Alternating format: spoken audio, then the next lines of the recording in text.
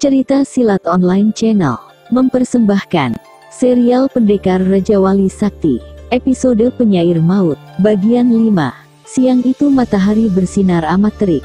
Di bagian timur lereng Bukit Halu terlihat Rangga duduk bersila di bawah sebatang pohon yang sangat besar. Daun-daunnya lebat melindungi Rangga dari sengatan matahari. Tidak jauh di depannya terlihat Kumbara tengah membalik 2 ekor kelinci panggang yang ditangkapnya pagi tadi. Sudah matang, mau makan sekarang? Kumbara menawarkan seraya bangkit dan melangkah mendekati pendekar Raja Wali Sakti itu. Makan saja, aku belum lapar, tolak Rangga halus. Kumbara mengangkat bahunya kemudian duduk di depan pemuda berbaju rompi putih itu.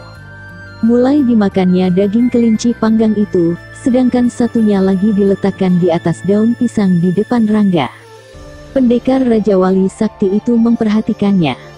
Kumbara menghentikan makannya karena merasa jengah dipandangi terus. Ada apa? Kenapa kau memandangku seperti itu? Tegur Kumbara jengah. Kemana kau semalam? Tanya Rangga langsung. Tidak kemana-mana, sahut Kumbara terlihat terkejut. Aku tidak melihatmu di goa, dan kau pulang menjelang fajar, kata Rangga datar nada suaranya. Kumbara diam tidak menyahut. Selera makannya seperti hilang seketika. Diletakkan daging kelinci panggang yang baru termakan sedikit di atas daun pisang. Aku mencarimu di sekitar goa sampai ke desa Komering Ilir, lanjut Rangga. Kumbara tampak terkejut sekali. Dia sampai menatap dalam-dalam ke mata pendekar Raja Wali Sakti itu. Kumbara, aku tidak bermaksud mencampuri urusan pribadimu. Tapi nyawamu sekarang ini terancam. Semalam ada kejadian lagi yang meminta korban nyawa. Mereka semua menuduhmu sebagai pelakunya. Si penyair maut. Hah, nama yang indah, kata Rangga mengemukakan hasil penyelidikannya di desa Komering Ilir. Biarkan saja mereka menyangka begitu, Rangga. Aku tidak peduli, dengus Kumbara sinis. Kau juga tidak peduli dengan nyawamu. Aku sudah mati puluhan tahun lalu. Kau bisa saja berkata begitu, Kumbara. Tapi kau tidak bisa berpaling dari kenyataan. Aku tidak menyuruh atau mengajarkan untuk membalas dendam. Jangan ungkit-ungkit lagi masa laluku, Rangga. Selak Kumbara keras. Masa lalu bagian dari kehidupanmu, Kumbara. Kau tidak bisa selamanya menutup mata dan hatimu. Aku tahu, di dalam lubuk hatimu tersimpan bara dendam yang membara. Kau tidak puas karena keluargamu habis terbantai, dan seluruh kekayaan keluargamu dikuasai orang lain. Bahkan mereka yang tidak tahu termakan hasutan hingga membencimu. Kau salah, Kumbara. Penduduk desa Komering Ilir bukannya tidak tahu tapi menutupi perasaan dirinya sendiri. Mereka sengaja bersikap demikian karena takut kau akan kembali menguasai desa Komering Ilir dan menuntut kembali hak-hakmu. Tapi tidak semua begitu, Kumbara. Masih banyak penduduk desa Komering Ilir yang menaruh simpati padamu, bahkan mereka ingin membantumu. Tapi mereka tidak tahu apa yang harus mereka lakukan. Sedangkan kau sendiri kelihatan tidak peduli. Bahkan kelihatannya diam saja terhadap keangkara murkaan yang telah menguasai dan memendammu di lembah kenistaan yang amat dalam. Panjang lebar Rangga membakar semangat Kumbara yang telah padam. Dari mana kau tahu semua itu? Tanya Kumbara. Seorang tua yang selalu memperhatikanmu, sahut Rangga kalem. Siapa? Desak Kumbara. Ki Ampar. Ki Ampar, desak Kumbara lirih. Kumbara memang tidak menyangkal kalau Ki Ampar selalu memperhatikannya.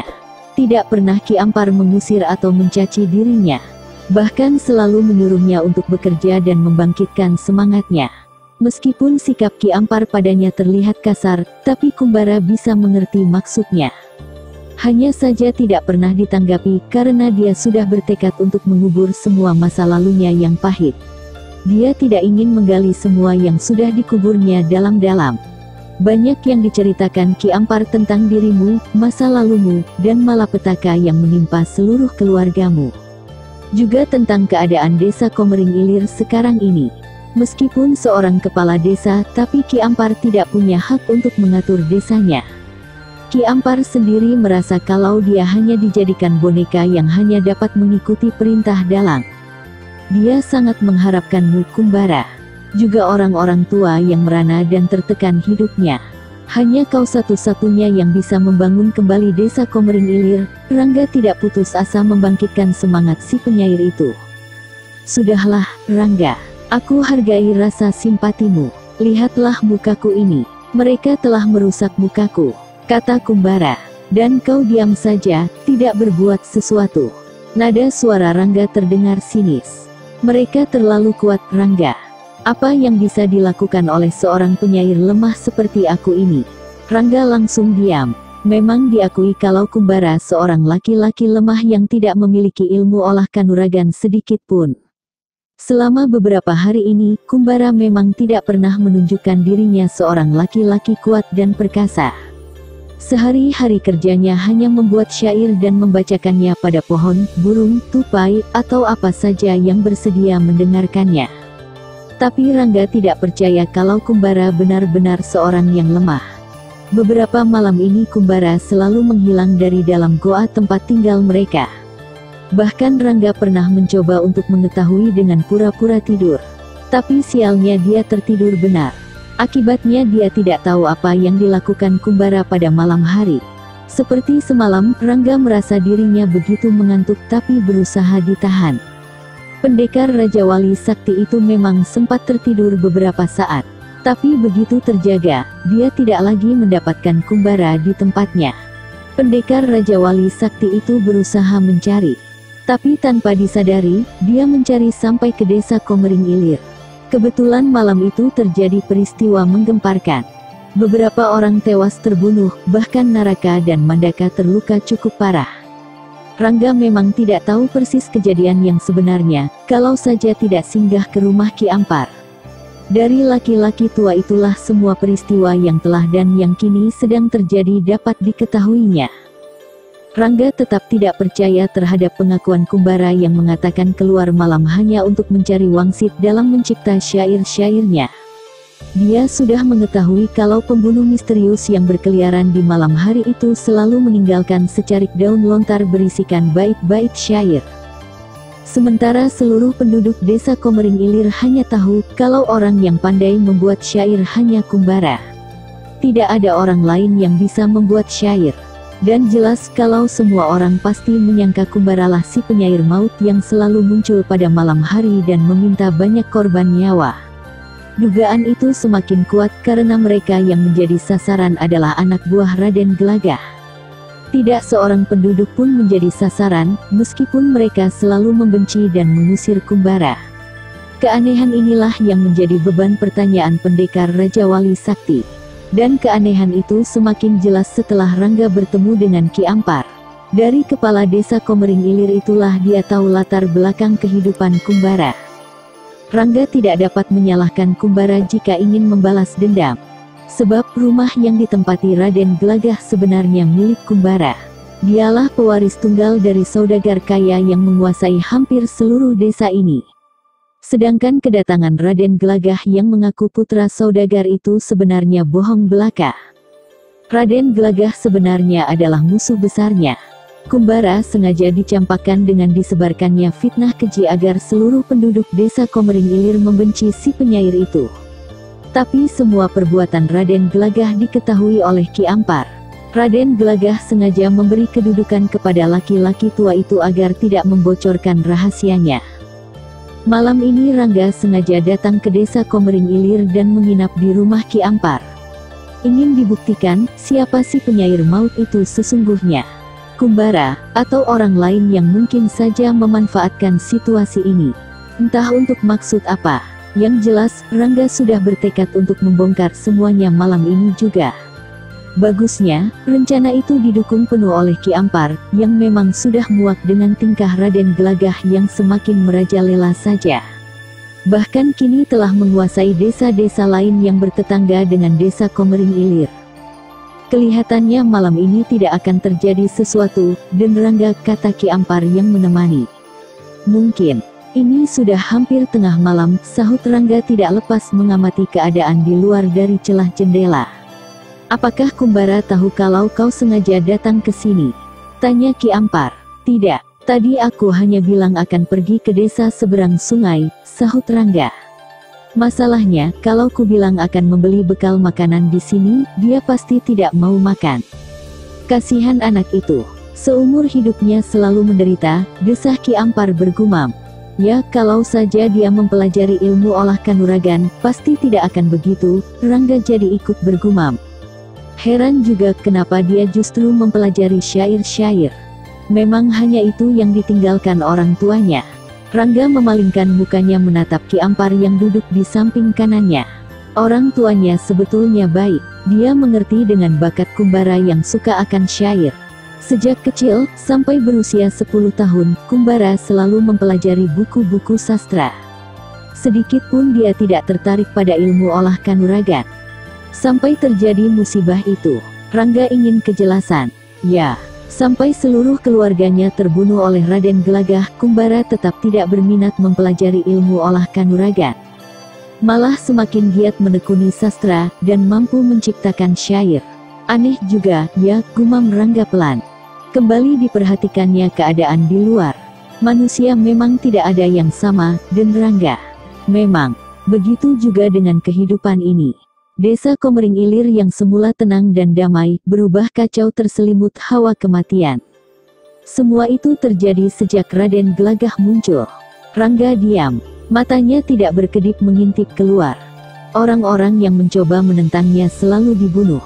Bahkan seluruh keluarganya dibinasakan, termasuk keluarga kepala desa yang terdahulu. Untung saja seorang anak kepala desa masih hidup.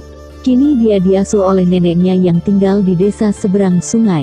Tapi, ya begitu. Kehidupannya sungguh memprihatinkan, sambung Ki Ampar. Siapa yang kau maksudkan, Ki? Tanya Rangga. Apa aku belum menceritakannya padamu, Den? Belum. Peristiwanya sudah lama, kira-kira 21 tahun yang lalu. Anak itu juga belum lahir, masih berada di dalam kandungan. Istri kepala desa itu berhasil diselamatkan dan tiba di desa seberang sungai. Kabarnya dia sempat melahirkan sebelum meninggal. Tapi suaminya mati dibunuh orang-orang Raden Gelagah. Aku tahu siapa anak itu, dan juga neneknya. Tapi aku tidak pernah menceritakannya pada orang lain. Kenapa? Kalau Raden Gelagah tahu pasti anak itu dibunuh. Juga neneknya. Sedangkan orang-orang di desa ini tidak ada yang dapat kupercayai. Mereka semua ular berkepala dua, mengikuti saja asal bisa hidup berkecukupan. Sikap seperti itu memang sudah ada sejak berdirinya desa ini, dan tidak mudah untuk menghilangkannya. Nada suara Ki Ampar sedikit mengeluh. Aneh juga, kenapa tidak ada yang tahu. Anak itu lahir di desa seberang sungai, dan baru kembali setelah usianya sekitar 5 tahun. Tidak ada yang tahu dan mengenal neneknya, apalagi dia sendiri. Aku tidak tahu apa maksudnya perempuan tua itu membawa kembali cucunya sampai sekarang. Rangga bergumam. Ki Ampar diam, dihirup sisa kopinya yang tinggal sedikit. Pandangannya tertuju pada pendekar Raja Wali Sakti yang kelihatannya sedang berpikir. Ada yang dipikirkan, Den? Tanya Ki Ampar. Ya, aku jadi punya pikiran lain, Ki, desah Rangga. Maksud Den Rangga? Ada kemungkinan bukan Kumbara yang melakukan, tapi orang lain yang memanfaatkan posisi Kumbara dalam hal ini. Bisa saja sengaja diletakkan daun lontar berisi bait syair agar semua orang menyangka Kumbara yang melakukannya, kata Rangga menduga-duga. Kau mencurigai anak kepala desa itu. Siapa saja, Ki, yang merasa sakit hati dan dendam pada Raden Gelagah? Kalau Baruna, rasanya tidak mungkin. Dia bertubuh kurus kerempeng. Sedangkan neneknya sudah tua dan sakit-sakitan. Kalau orang lain, siapa? Ki, mengapa Raden Gelagah tidak membunuh Kumbara? Tanya Rangga beralih. Raden Gelagah menganggap Kumbara bukan ancaman karena tidak menyukai ilmu olah kanuragan. Sengaja hidupnya dibuat miskin dan sengsara agar jadi contoh bagi seluruh penduduk.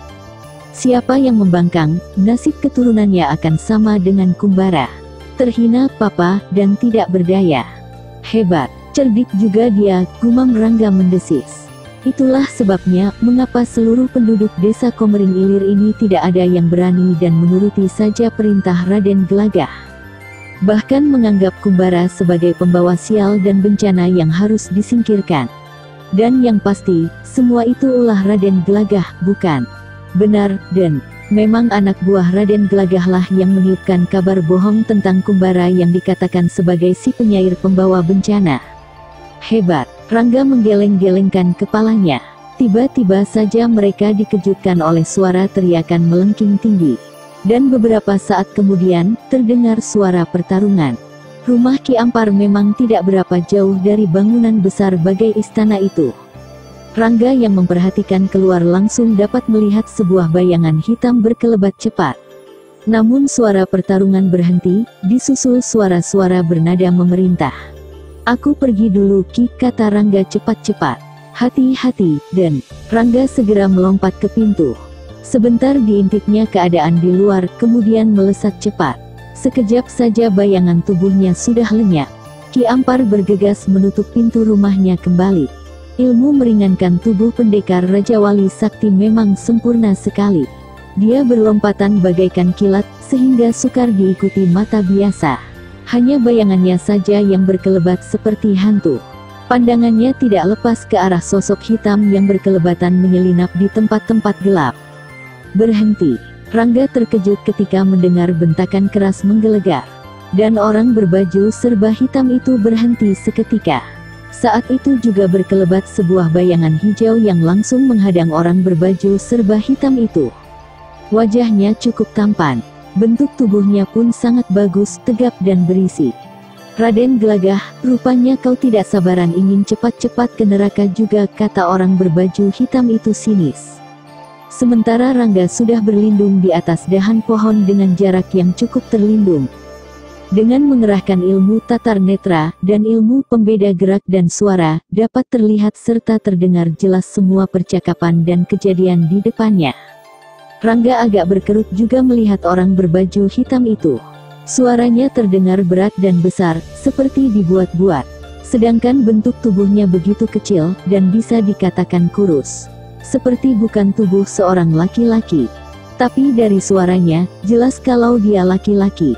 "Petualanganmu sudah cukup, penyair maut," desis Raden Gelagah sinis. "Memang, setelah kau terbang ke neraka," sahut orang itu tidak kalah sinisnya.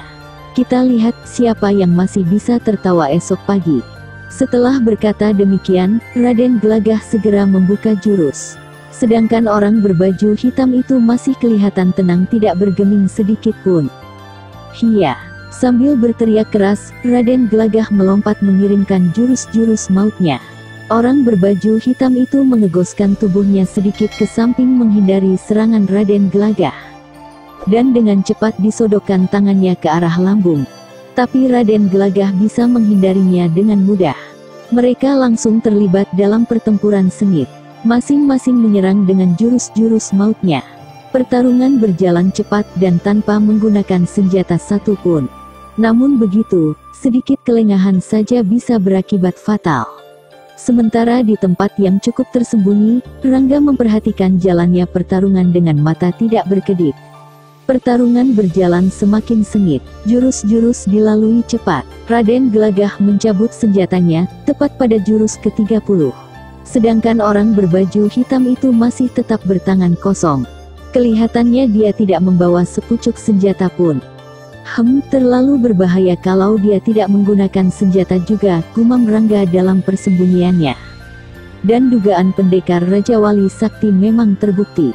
Baru saja dia bergumam demikian, terlihat orang berbaju hitam itu mulai terdesak.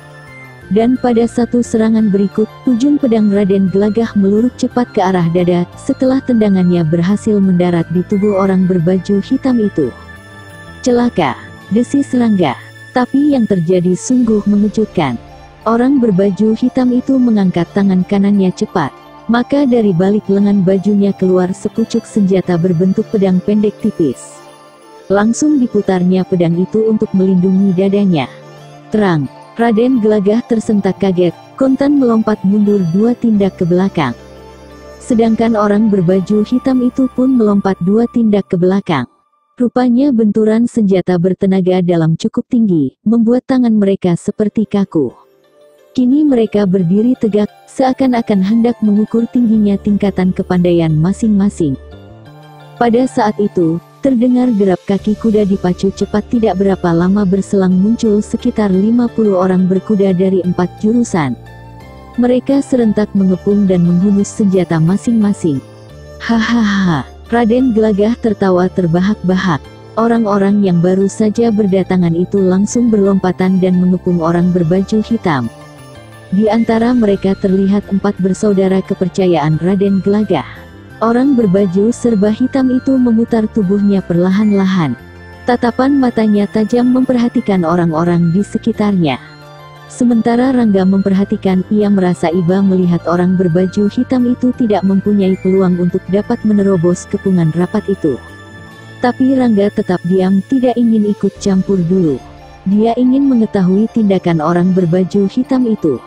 Penyair maut, sebaiknya kau menyerah. Tidak ada lagi kesempatan lolos buatmu, kata Raden Gelagah merasa menang. Orang berbaju hitam itu hanya mendengus saja. Perlahan-lahan tangannya terangkat ke depan, lalu menyatu rapat. Dengan tubuh sedikit membungkuk diputar kakinya. Tatapan matanya tajam menusuk memperhatikan setiap gerak orang yang mengepungnya. Kering, pedang tipis sepanjang lengan itu terbelah menjadi 2. Kini di tangan orang berbaju hitam itu tergenggam sepasang pedang dengan bentuk dan ukuran yang sama. Tanpa banyak berpikir lagi, dengan cepat dia berputar sambil berteriak nyaring. Selanjutnya episode Penyair Maut bagian 6. Masih bersama cerita silat online channel. Jangan lupa like and subscribe. Terima kasih.